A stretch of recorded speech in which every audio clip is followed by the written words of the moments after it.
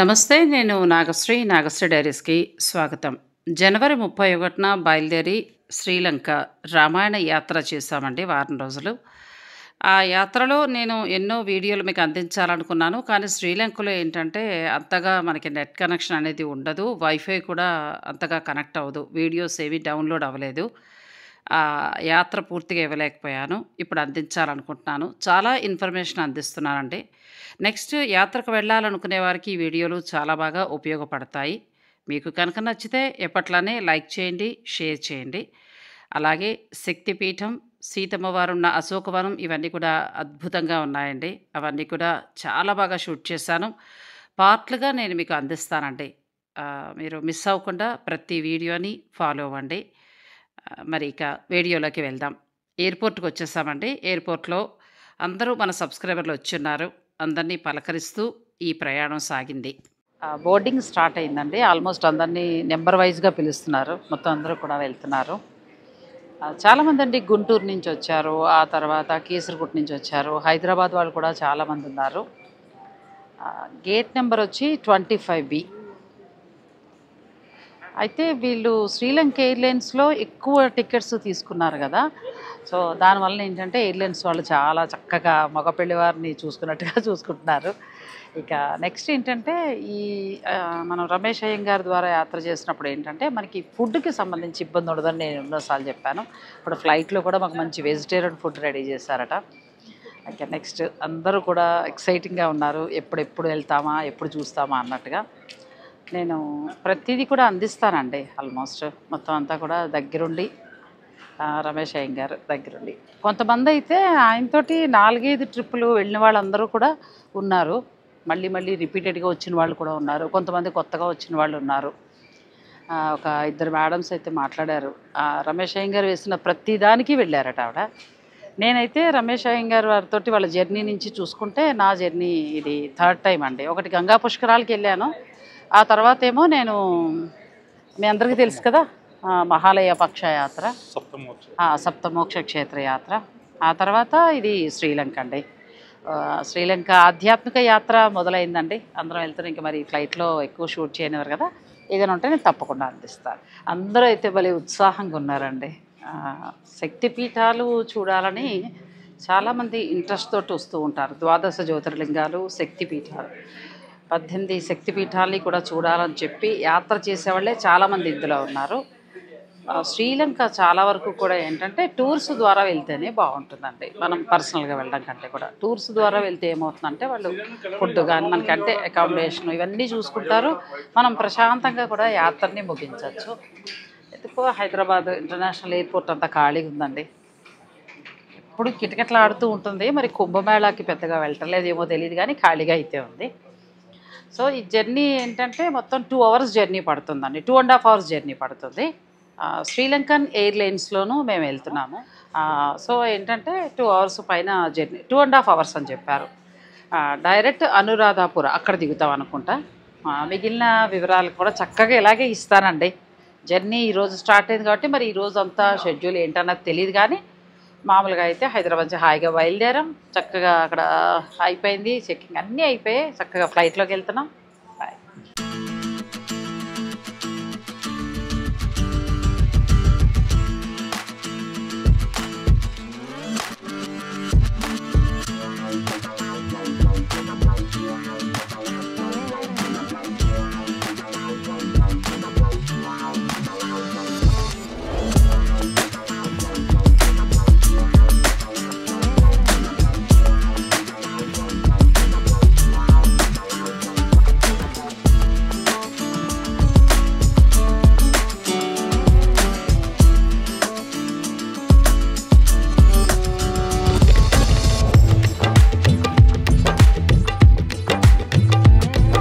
రెండున్నర గంటల ప్రయాణం తర్వాత శ్రీలంకకు వచ్చేసాం. పైనుంచి చూస్తే అన్నీ కొబ్బరి చెట్లు, రకరకాల చెట్లతోటి దట్టమైన అడవిలాగా అలా చాలా గ్రీనరీగా కనిపించింది. హౌసెస్ కూడా చాలా బాగా కనిపిస్తున్నాయి. గోవా కొచ్చిన్ని తలపిస్తోంది. ఆ రెండు మనం వెళ్ళినప్పుడు ఫ్లైట్లోంచి దిగుతుంటే ఇలాగే కనిపిస్తాయి. శ్రీలంక కూడా ఎక్కువ పచ్చని చెట్ల మధ్యన చుట్టూ సముద్రం కూడా ఉంటుంది అని విన్నాను. చూడబోతున్నామండి. ఎక్సైటింగ్‌గా ఉంది. ఎలా ఉంటుంది శ్రీలంక అనేది. అంటే మిగిలిన ఫారెన్ కంట్రీస్‌తో పోల్చుకోకూడదు గానీ, మామూలుగా చూస్తే మనకి పచ్చదనంతోటి చాలా ఆనందాన్నిస్తుందండి. అంటే ఆహ్లాదాన్ని కూడా పంచుతుంది. ముఖ్యంగా శక్తిపీఠం ఉంది కదా! ఇంకా దిగిపోతున్నాం.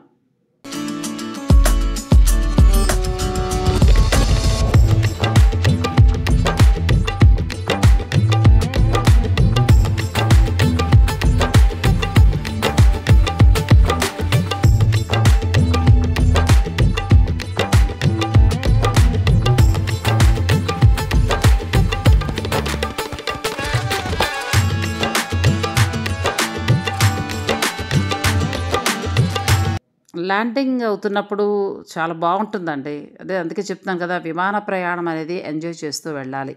అలా ల్యాండింగ్ అవుతున్నప్పుడు చూస్తుంటే చాలా బాగా అనిపిస్తుంది.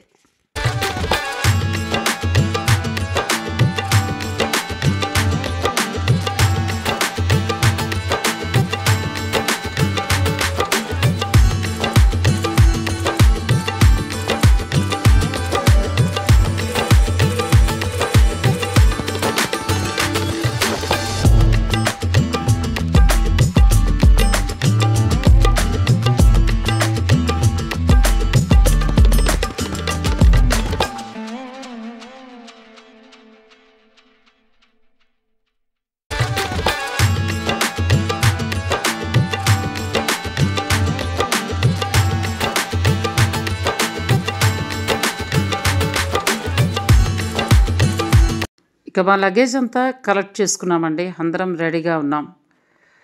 టూర్స్ వారు మాకు ఇన్‌స్ట్రక్షన్స్ ఇస్తే ఇంక బయలుదేరి బయటకి వెళ్ళటమే. అంటే ఎవరు ఎలా వెళ్ళాలి, ఏ బస్సుల్లో వెళ్ళాలి అనేది వారు చెప్తారు కాబట్టి ఇంక అందరం రెడీగా ఉన్నాము. ఒక్కొక్కరుగా అందరం బయలుదేరామండి లగేజ్ తీసుకుని. శ్రీలంకన్ ఎయిర్వేస్‌లో 30 కేజెస్ వరకు తీసుకుని వెళ్ళొచ్చు. కానీ 1 వీక్ టూరే కదా! అంత లగేజ్ లేదు. 2 సూట్ కేసులు కలిపి మాకు 30 వచ్చింది. ఓన్లీ 1 వీక్ ట్రిప్ అండి. ఈ ట్రిప్‌లో ఏంటంటే శక్తిపీఠాన్ని కవర్ చేస్తాం. శాంకరిదేవి ఆలయం, అలాగే సీతమ్మ వారు అశోక వాటిక, హనుమాన్ టెంపుల్, కొలంబో ఇవన్నీ కూడా చూడబోతున్నాం. ఎయిర్‌పోర్ట్‌లోనే మనీ ఎక్స్‌చేంజ్‌కి అవకాశం ఉంటుంది. మనం రూ. 5,000 ఇస్తే శ్రీలంకన్ రూపీస్‌లో రూ. 16,000 ఇస్తారండి. అంటే మన రూపాయికి 3 రెట్లు ఎక్కువ. అబ్బా! 16,000 వచ్చాయి. చూడండి ఎన్ని డబ్బులో. ఎక్కువగా 100 కాగితం వరకి, తర్వాత 500 కాగితం అంటే శ్రీలంకన్ డబ్బుల్లో అవి ఎక్కువగా వాడతారు. రూ. 20 అలా. రూ. 5,000 ఇచ్చి మేము 16,000 తీసుకున్నాం. అందరం అక్కడే ఎక్స్చేంజ్ చేసుకున్నాము. రూ. 1000 నోట్లు, 500 నోట్లు, 100 నోట్లు, తర్వాత రూ. 20 నోట్లు అలా అనమాట. కానీ డబ్బులు ఎక్కువ వచ్చాయని సరదా పడ్డాను గానీ ఖర్చు అలాగే ఉందండి. ఇంచుమించు మన రూపాయలు ఉన్నట్టుగానే ఉంది. రూ. 1000 నోట్ చూసారా ఎలా ఉందో? ఇక్కడ మనీ ఎక్స్చేంజ్ చేసుకోవచ్చు ఎయిర్‌పోర్ట్‌లో దిగిన వెంటనే. మేము దిగిన ప్లేస్ వచ్చి నిగాంబో. కొలంబోకి 1 అవర్ జర్నీలో నిగాంబో ఉంటుంది. అక్కడ ఇంటర్నేషనల్ ఎయిర్‌పోర్ట్ ఉంటుంది.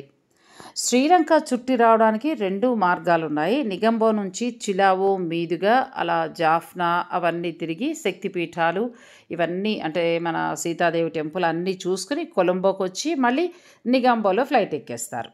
లేదు ఈ జాఫ్నా ఇవన్నీ చూడము మాకు వద్దు అని అనుకుంటే ఇంకొక రూట్ కొలంబో మీదుగా సీతమ్మ వారున్న ఆలయము, ఆ తర్వాత శక్తిపీఠం ఇవన్నీ చూసుకుని మళ్ళీ బ్యాక్ కొలంబో వచ్చేసి నిగాంబోలో ఫ్లైట్ ఎక్కేస్తారు. సాధారణంగా తెలుగువారు ఆ రూట్లోనే వెళ్ళడం, అవే చూడడం జరుగుతుంది.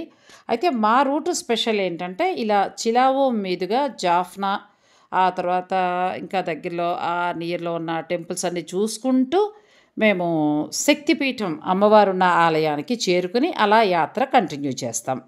ఎయిర్‌పోర్ట్ నుంచి బయలుదేరామండి. అంటే నిగాంబో నుంచి బయలుదేరాము. చిలావో అనే ఊరికి వెళ్తాం. నిగాంబో నుంచి చిలావో అనేది ఒక 3 అవర్స్ జర్నీ ఉంటుంది. మేము ఎయిర్‌పోర్ట్ నుంచి బయటకొచ్చేటప్పటికి 3 అయింది. అక్కడి నుంచి 6:30 లోపల మేము ఆ ప్లేస్‌కెళ్తాం. అయితే దారిలో 2 టెంపుల్స్‌ని చూస్తామట. మురుగన్ టెంపుల్, ఆ తర్వాత మరొక శివాలయం. ఈ 2 చూసుకున్నాక చిలావోలో నైట్ మేము స్టే చేయటం జరుగుతుంది. పేర్లు భలే వింతగా ఉన్నాయి కదండీ! నేను కూడా గుర్తుపెట్టుకోవడం చాలా కష్టం అయింది నాకు. అన్ని పేర్లు ఎప్పటికప్పుడు నోట్ చేసుకుంటూ వచ్చాను. మీకు చెప్పాను కదా 2 రకాల రూట్స్ ఉన్నాయి. మేము వేరే రూట్లు అంటే జాఫ్నా మీదుగా వెళ్తున్నాం. బయలుదేరామండి. శ్రీలంక. బావుంది. చిలావో వెళ్ళే దారిలో మొదటగా ఆగిన ఆలయం మురుగన్ టెంపుల్. చాలా అంటే చాలా బావుందండి మురుగన్ టెంపుల్. ఫస్టే మంచి ఫీల్‌గా అనిపించింది. ఆంజనేయుడు, ఆ తర్వాత వినాయకుడు చూడండి నిలువెత్తు విగ్రహాలు. పెద్ద పెద్ద విగ్రహాలనమాట. ఈ ఆలయానికి సంబంధించిన స్పెషల్ ఏంటంటే 30 ఇయర్స్ బ్యాక్ ఒక ఆయన నిర్మించారటండి. అంటే 25 ఏళ్ల నుంచి 30 ఏళ్ల లోపల అవుతోంది. ఆయనే ఇప్పటికీ ఆలయాన్ని మెయింటైన్ చేస్తూ వస్తున్నారట. ఆయనే అన్ని ఆలయానికి సమకూరుస్తూ వస్తున్నారట. గ్రేట్ కదండీ! ఆలయం ముందే మనకి మురుగన్ విగ్రహం నిలువెత్తుంటుందండి. చాలా పెద్ద విగ్రహం. ఇక గుడి చుట్టూ ప్రాంగణం కూడా చాలా విశాలంగా చాలా బావుంది. ఉత్సవాలు జరుగుతున్నాయట వార్షికోత్సవాలు. అందుకని లైటింగ్ తోటి చాలా అందంగా అలంకరించారు. మొదటగా మేము చూసిన ఆలయం మురుగన్ టెంపుల్. మీరు కూడా చక్కగా నమస్కరించుకోండి ఆ స్వామికి.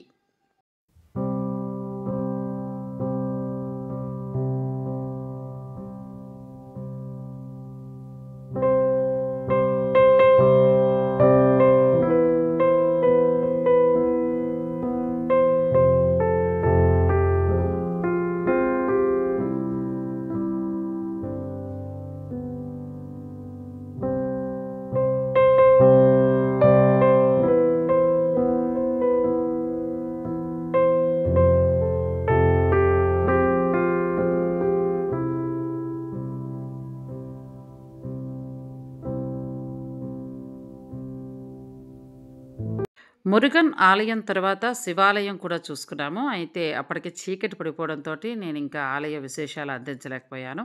మొత్తానికి చిలావోలో మేము స్టే చేసిన హోటల్‌కి చేరుకున్నాము. వెల్కమ్ డ్రింక్ తోటి మాకు స్వాగతం పలికారు.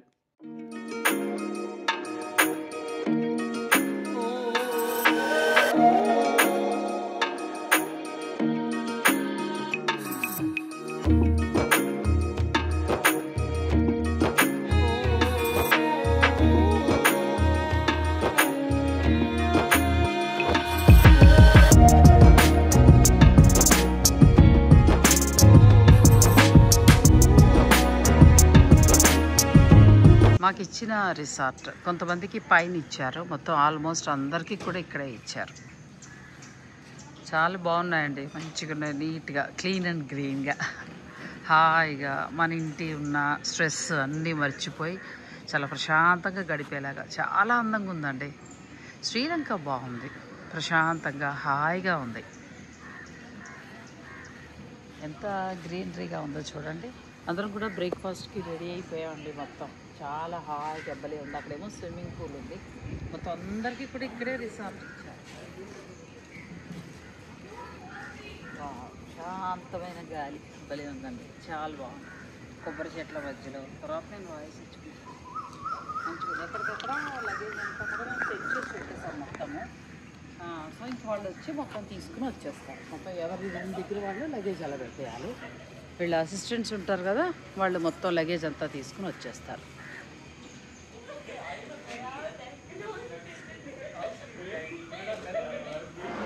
ఇలా మొత్తం రూమ్స్లోంచి లగేజ్ అంతా కూడా తీసుకొచ్చి పెట్టేస్తారండి. ఇంక ఇక్కడ నుంచి ఏంటంటే బస్సు కూడా. నమస్తే మేడం. నమస్తే.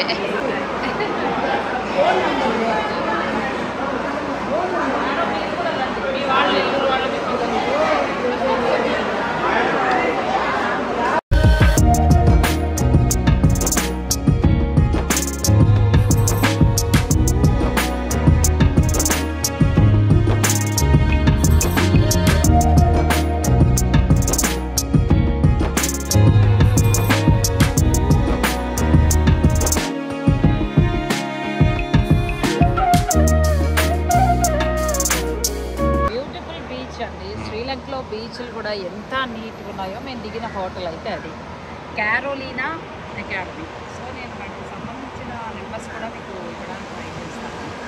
ఈ ఆధ్యాత్మికం కూడా కాకుండా ఒక రకంగా మా ఏజ్ గ్రూప్ అందరికీ కూడా విహారయాత్ర అని చెప్పచ్చండి. అందరూ మంచిగా ఎంజాయ్ చేస్తున్నారు. అంటే సాధారణంగా ఆధ్యాత్మిక యాత్ర అంటే ఓ ఏజ్ అలా కాక లక్కీగా ఏంటంటే 50 to 60, 63 లోపులోనే వచ్చారేమో. ఏ జంటగా జంట మళ్ళీ ఒకసారి హనీమూన్ని గుర్తు చేసుకుంటారండి. అంత చక్కగా ఉన్నట్టుగా హాయిగా. అసలు ముందు బీచెస్, ప్రతి బీచ్ కూడా ఇంతే నీట్గా ఉంటుందండి. ఎంత బాగుందో. మనం గోవా ఇవన్నీ ప్లాన్ చేసుకుంటాం కదా, దాని బదులు హాయిగా శ్రీలంక రావచ్చండి. జనం రద్దీ లేదు, ప్రశాంతంగా ఉంది, చాలా తక్కువ జనము. ప్రతి విలేజ్ కూడా బ్యూటిఫుల్ ఉన్నాయి. అలాగే తర్వాత ఏంటంటే మన రూపీస్లో చూసుకున్నప్పుడు తక్కువగానే అనిపిస్తుంది. సో బీచ్ ఎదురుగుండానే ఈ హోటల్ కాబట్టి మీరు ఇది బుక్ చేసుకుంటే హాయిగా ఇక్కడ ఒక రోజు కూడా స్పెండ్ చేయొచ్చండి. చాలా బాగుంది, బ్యూటిఫుల్గా ఉంది. హోటల్లో అయితే వాళ్ళ ఫుడ్డే, శ్రీలంకన్ ఫుడ్డే మనం తీసుకోవాలి. సో శ్రీలంకన్ ఫుడ్ హాయిగా అనిపించిందండి, బాగుంది. ఇప్పుడు ఇక్కడి నుంచి మేము జాఫ్నా వెళ్తున్నాం. అంటే దారి పొడుగుతూ ఉన్న టెంపుల్స్ అన్నీ చూసుకుంటూ జాఫ్నాకి వెళ్తాం. అన్నీ ఏసీ బస్సెస్ అండి, మొత్తం వచ్చేస్తారు. లగేజ్ అంతా కూడా బస్సులోకి ఎక్కించేస్తారు. ఇక రెడీ అవుతాం. ఇది మేము దిగిన హోటల్ చాలా బాగుందండి. ఎవరైనా రావాలనుకునే వారు కూడా చక్కగా ప్లాన్ చేసుకోవచ్చు. చాలా బాగుంది.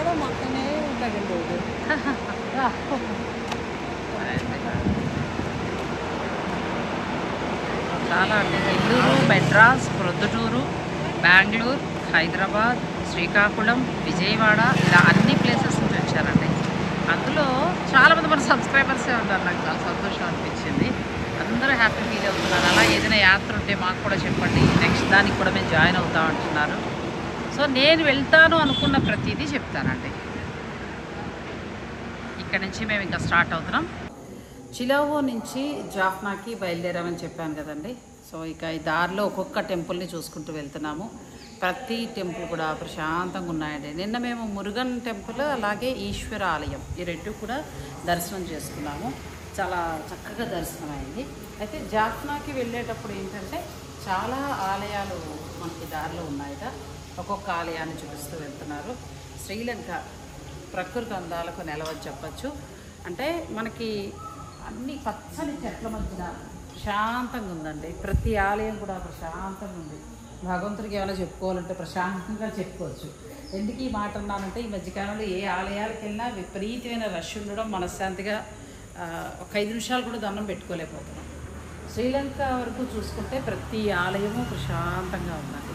ఊర్లు ప్రశాంతంగా ఉన్నాయి, చల్లటి గాలి, చాలా బాగుంది. అయితే నేను జాఫ్నాకి వెళ్తూ ఇంకేదైనా ఉన్నా కూడా ఒక్కొక్కటి నేను అందిస్తాను. శ్రీ రాజరాజేశ్వరి సహిత రామలింగేశ్వర స్వామివారి దేవాలయం. చాలా వరకు దేవాలయాలు ఏంటంటే తమిళనాడు స్టైల్, కొంచెం కేరళ స్టైల్ కూడా మిక్స్ అయి ఉంటుంది. గుడి చుట్టూ ప్రాకారం ఇంత ఇలాగే ఉంటుందండి. ఇటు చూపించండి, ఇంత స్తంభాలతోటి విశాలంగా ప్రతి చోట ఇట్లా షెడ్స్ వేసాండి. ఎంత ఎత్తుగా ఉందో చూడండి. ప్రాకారం చుట్టూ కూడా విగ్రహాలు, ఆల్మోస్ట్ శివాలయాలు, మురుగేశ్వరాలయం అన్నీ ఏదైనా కూడా ఇలాగే ఉన్నాయి. ఇక నేను తర్వాత ఒక్కొక్కటి మీకు అందిస్తానండి. ఈరోజు 2వ రోజు జాఫ్నాకి వెళ్తున్నాం. ప్రతి వీడియో మీకు అందిస్తాను. ఓం గం గణపతియే నమః. చిలావు నుంచి ఫస్ట్ మనం జాఫ్నా బయలుదేరుతున్నప్పుడు ఒక టెంపుల్ దగ్గర ఆగామండి. ముందుగా వినాయకుడి దర్శనంతో ఆ తర్వాత ఈశ్వరుని దర్శించుకున్నాము. చిన్న టెంపులే కానీ ప్రతి టెంపుల్ కూడా ఇక్కడ నేను గమనించింది ప్రశాంతంగా ఉందండి. ఎక్కడ రద్దీగా ఉండడం కానీ అలా లేదు.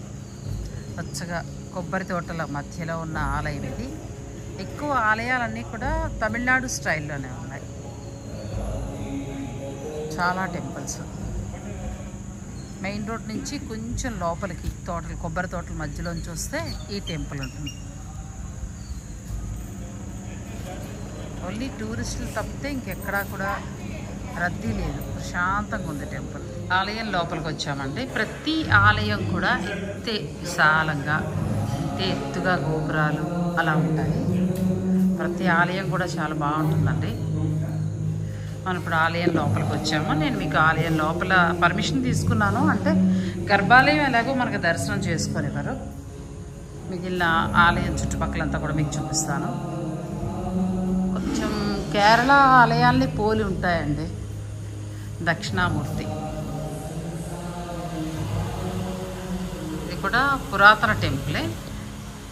మనం టూరిస్ట్ ప్లేసెస్కి వచ్చినప్పుడు ఏంటంటే వాళ్ళు ఇలా టెంపుల్స్ అన్నీ కూడా కవర్ చేసుకుంటూ వెళ్తారు.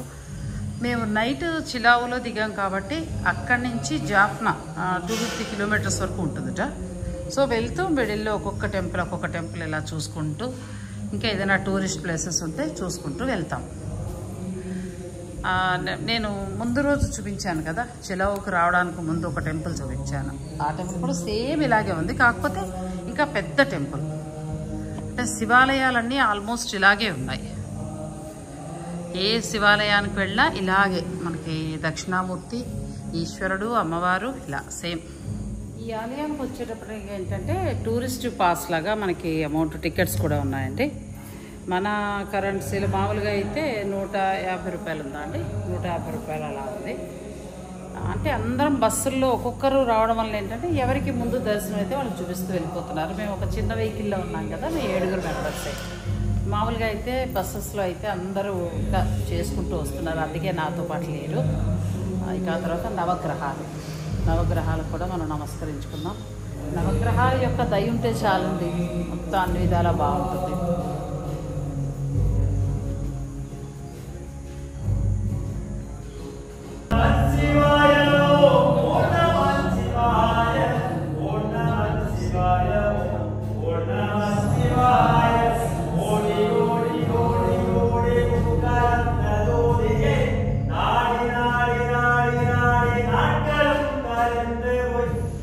టెంపుల్ యొక్క ప్రత్యేకత ఏంటంటే రావణ సంహారం తర్వాత రాములు వారు బ్రహ్మహత్య మహాపాతకం నుంచి విముక్తి పొందడానికి ఇక్కడ ఇసుకతోటి శివలింగాన్ని నిర్మించి పూజించి ఆ తర్వాత ఆయన అయోధ్యకు వెళ్ళటం జరిగింది. ఇక్కడ రావణ సంహారం అయిన వెంటనే లంకలో రావణ సంహారం తర్వాత రాములు వారు ప్రతిష్ఠించిన మొట్టమొదటి శివలింగంగా ఈ ఆలయాన్ని చెప్తారు. చాలా బాగుందండి. లోపల ఈశ్వరుడికి చాలా చక్కగా పూజ చేస్తారు, చాలా బాగుంది. ఇప్పుడు మనం ఆలయం లోపలికి వెళ్దామండి. ఆలయం లోపల విశేషాలన్నీ కూడా తెలుసుకుందాము. రావణాసురుడు సంచరించిన లంక అంటే ఇంత ప్రశాంతంగా ఉంటుందా అనిపించిందండి. చాలా బాగుంది. లంకని ఆయన చాలా అందంగా నిర్మించుకున్నారని మనం పురాణాల్లో వినున్నాం. చాలా బాగుండేది ఏంటంటే బంగారు గోడలతోటి అట్లా చాలా అద్భుతంగా నిర్మించుకున్నారట ఆయన. ఇప్పుడు అవి లేకపోయినా కానీ ఈ ఉన్న ప్రశాంతత, పచ్చని చెట్లు ఇవన్నీ చూసినప్పుడు నిజమేనేమో లంక చాలా అందంగా ఉండేదేమో అనిపించిందండి. ఓం నమః శివాయ.